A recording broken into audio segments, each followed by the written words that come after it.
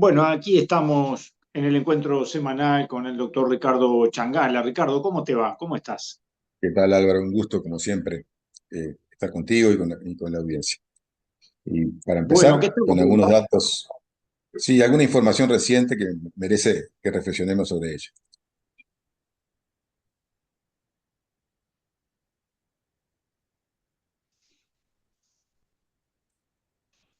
Ahora mismo estamos viendo en pantalla una, un episodio ocurrido en el Parlamento de Nueva Zelanda, en Wellington, donde frente a un proyecto de ley que ahora les voy a comentar, en el Parlamento, una serie de diputados de origen maorí y el público también desarrollaron esa danza, esa ceremonia que se conoce como el haka, que muchas veces lo Mm. vemos en los partidos de rugby, pero en realidad es mucho más que eso, no es un tema deportivo, es un tema cultural tremendamente profundo de esta sociedad, ¿no?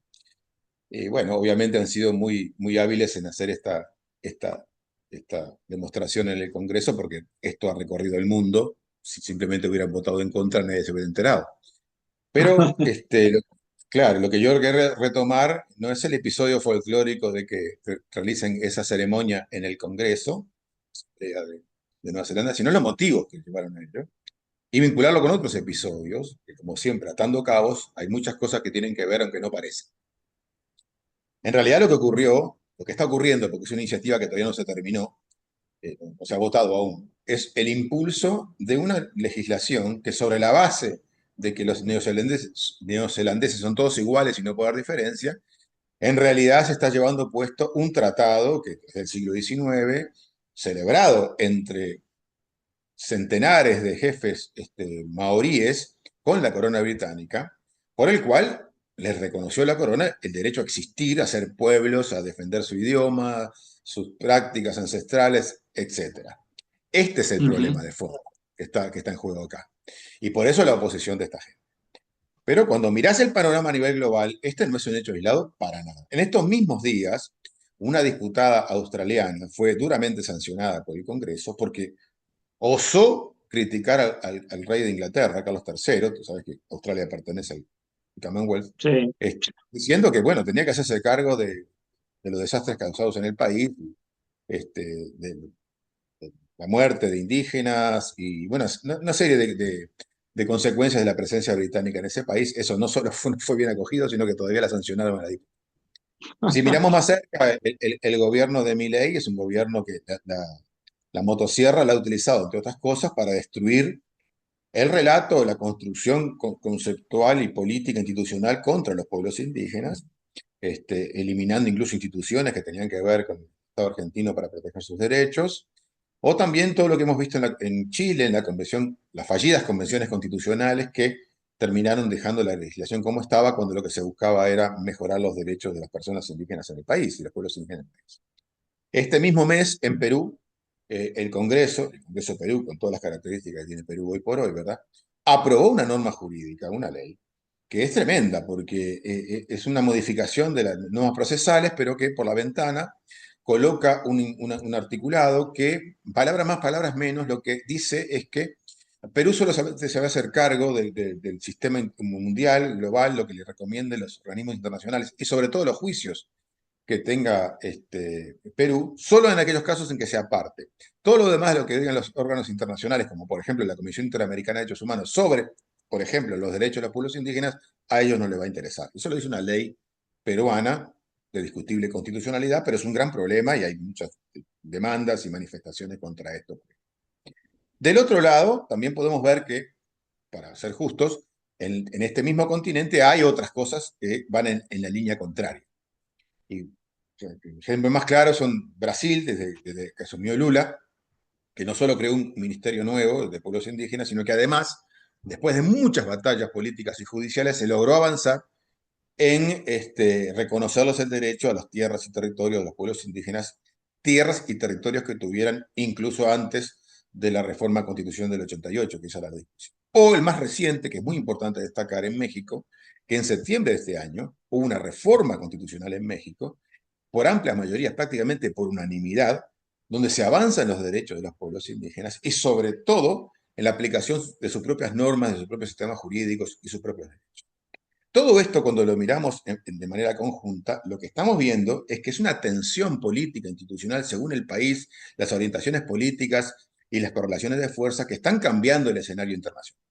Esto se refleja, entre otras cosas, en la reciente votación en la Asamblea General de Naciones Unidas de una resolución que es prácticamente una fórmula habitual que año a año vota la Asamblea General, que no tiene ninguna novedad, donde simplemente lo que hace la Asamblea General, palabras más, palabras menos, es volver a comprometerse con el cumplimiento de la Declaración de las Naciones Unidas sobre los Derechos de los Pueblos Indígenas. La novedad es que un país votó en contra, por primera vez en años. Ese país que votó en contra fue Argentina. Y lo interesante, entre las cosas que dice la delegación argentina para votar en contra, es que dice que la Argentina no vota en contra, porque si bien están de acuerdo con proteger a las poblaciones indígenas, no es casualidad que no diga pueblos, diga poblaciones, que es como volver 50 años para atrás, en la medida que sus aportes en realidad ayuden a toda la población. Es más o menos la lógica de la iniciativa de ley que comentamos al principio en Nueva Zelanda. Entonces, cuando ves todo este panorama, ¿cuál es ese escenario que vemos? Bueno, lo que vemos en realidad, que no es una coincidencia, de todos elementos que se vinculan, que es un evidente interés desde muchos sectores, políticos, económicos, sociales, algunos expresados, otros escondidos, pero que están ahí, de destruir los avances que tienen que ver con el modelo incluyente o intercultural, no terminado y con muchas deficiencias, pero que se ha venido construyendo desde hace muchas décadas, donde se le da lugar a los pueblos y las comunidades indígenas, también los afrodescendientes, y otros actores que son diferentes culturalmente y piensan el mundo de otra manera, evitando que haya voces disidentes en los designios centrales de quienes manejan el mundo y los principales intereses económicos y políticos, negando que haya otras maneras de ver la realidad, otra manera de concebir el desarrollo, la sociedad, las relaciones humanas, el vínculo con la naturaleza, y por tanto, y esto es lo más importante de todo, buscando eliminar todo lo que se puede, los obstáculos para acceder y utilizar los recursos naturales que están en los territorios indígenas hoy por hoy, que es un botín preciado, y eso tiene mucho que ver con el tema del litio y otros materiales fundamentales para el desarrollo de tecnología actual, que es fundamental, no solo en lo económico, también en lo político y también en lo militar. Esto en el mundo está ocurriendo ahora, no es casualidad que pase en Nueva Zelanda, en Argentina, en México.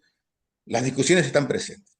No podemos no mirar esto porque forma parte de la construcción, desconstrucción o nueva construcción de relaciones sociales entre perspectivas del mundo distintas, entre colectivos diferentes, y donde se supone que todos tenemos derecho de vivir sobre esta tierra y pensar como queremos y ver la realidad como nos parece. Bueno, un interesante panorama, preocupante tal vez, pero necesario. Yo creo que preocupante lo es, pero si no nos damos cuenta o no tomamos en cuenta que esto está ocurriendo y analizamos estas variables o estos aspectos, nos perdemos parte de la película.